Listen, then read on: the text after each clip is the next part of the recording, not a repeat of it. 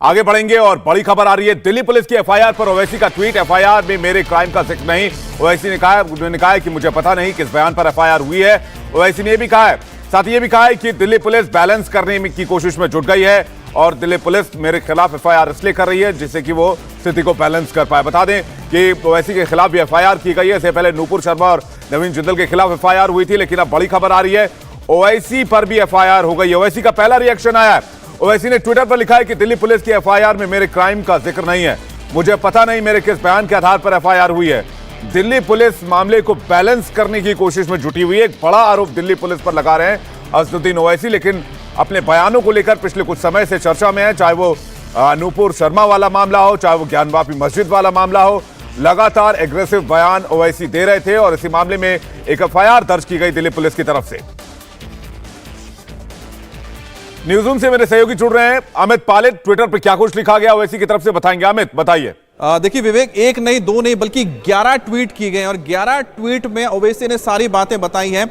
और जो आप देख सकते हैं उनका जो यह कहना है कि as for the FIR against me we will consult our lawyers and address it as and when required, कि वो आप कंसल्ट करेंगे इस एफआईआर को लेकर, उसके बाद इस पे अपनी प्रतिक्रिया देंगे। We will not be intimidated by this tactics, criticizing hate speech and giving hate speeches can not be equated. उनका यह कहना है कि हेट स्पीच को क्रिटिसाइज करना और हेट स्पीच देना वो दोनों सेम नहीं हो सकते। तो उनका कहना है कि उन्होंने जो बयान दिए वो उन्होंने क्रिटिसाइज किए जिन लोगों ने हेट स्पीच दिया था, उनके जो स्पीचेस हैं वो हेट स्पीच नहीं है, ये इनका मानना है।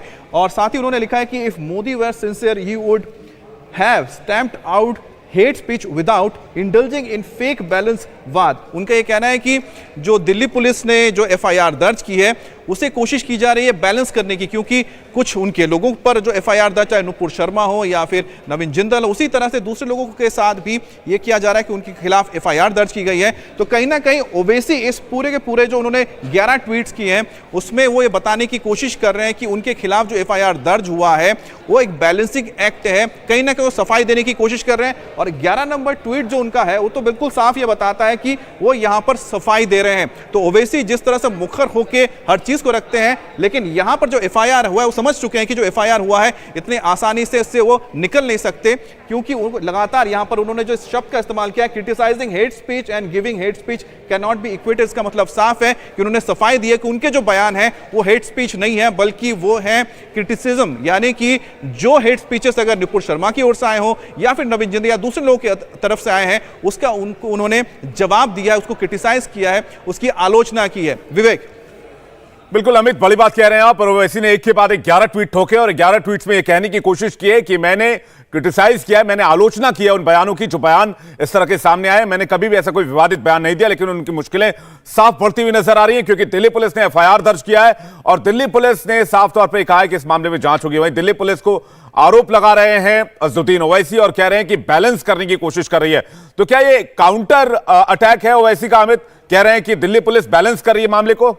बिल्कुल एक काउंटर अटैक ही है, क्योंकि अगर उनके पास सफाई देने के लिए कुछ है नहीं, क्योंकि उनके जो स्पीचेस हैं वो पब्लिक डोमेन में है, वो सबको पता है कि उन्होंने जो बयान दिए उनके बयान कहीं ना कहीं इंस्टिगेट तो करते ही हैं, क्योंकि हमेशा उनके बयानों के बाद आपने देखा होगा रिएक्शंस आते हैं, रिएक्शन देखने को मिलता है, चाहे सोशल मीडिया हो या फिर पॉलिटिकल सर्कल हो। तो ऐसे में वो कैसे कह सकते हैं कि जिसका जिक्र उन्होंने कहा है कि मैंने तो क्रिटिसिज्म किया है, लेकिन क्रिटिसिज्म में भी अगर आप दूसरे की भावनाओं को आहत पहुंचाते हैं तो भी क्या उसे आप हेट स्पीच नहीं कहेंगे? ये अपने आप में एक सवाल है, क्योंकि ओवैसी खुद एक लॉयर है, वो इसको बेहतर ढंग से जानते हैं, तो शब्दों के साथ खेल सकते हैं। तो इनका जो आप देखिए एक एक जो ट्वीट है उसमें आप देख पाएंगे कि एक वकील होने के नाते उन्होंने उसी को कोशिश की, लेकिन सफाई तो इस वक्त तो दे ही रहे हैं। और सबसे बड़ा उनका एग्जांपल यही है कि जहां पर वो कह रहे हैं कि उनका जो स्पीच है वो हेट स्पीच नहीं है, वो क्रिटिसिज्म है। बिल्कुल अमित, आपके पास वापस लौटेंगे। इस बीच दिल्ली पुलिस का बयान सामने आया, क्या कुछ कहा दिल्ली पुलिस ने इस मामले में, आइए सुनते हैं। Yes, I think the whole social media is abuzz. So we have registered cases against Ms. Nupur, Mr. Naveen, Mr. Owaisi and several other people who have been regularly passing such kind of comments on social media, and they are hurting the religious feeling of people in general. So action has been initiated. और news room से अमित हमारे साथ लगातार बने हुए। Amit, Delhi police ये कह रही है कि हमने नूपुर शर्मा, नवीन जिंदल, ओवैसी और ऐसे तमाम लोग जो धार्मिक भावनाओं को आहत कर रहे हैं, धार्मिक भावनाओं को भड़का रहे हैं, सबके खिलाफ हमने एक्शन लिया, हमने किसी व्यक्ति विशेष के खिलाफ एक्शन नहीं लिया है। देखिए पुलिस का अगर जो कहना है कि क्योंकि अगर आप ध्यान रखें ज्ञानवापी के पास से जिस तरह से लगातार आपने देखा हो कि सोशल मीडिया हो या फिर हमने पब्लिक डोमेन पे देखा है लोगों के जो बयान आए थे उसमें आप कैसे कह सकते हैं कि सिर्फ एक ही पक्ष की ओर से इस तरह के बयान आए। कहीं ना कहीं इंटिमिडेशन हो रहा था, एक तरफ से बयान आता था उसका जवाब आता था, एक तरफ से कुछ कहा जाता था फिर उसका एक रिएक्शन आता था। तो ऐसे में अगर ओवैसी लगातार ये कहेंगे कि मैं इन सब चीजों में इन्वॉल्व नहीं रहा हूं, उनकी बातें आप देखिए कि let's genocidal hate speakers be put in prison under non-bailable draconian laws rather than getting promotions। तो उनका ये आप देखिए पॉलिटिक्स कर रहे हैं ना, वो यहां पर आके जिन शब्दों का इस्तेमाल कर जो बातें वो कह रहे हैं उसके बाद साफ है कि वो उसको पॉलिटिकली मोटिवेट करने की कोशिश कर रहे हैं कि ये जो एफआईआर हुआ है पॉलिटिकली मोटिवेटेड है। एक और उनका हम पढ़ लेते हैं, यहाँ पर 9 नंबर पे है, Modi's hate speeches were similarly rewarded, in fact that the people who attempted to shoot me admitted that they did so that they could become prominent Hindutva politician। This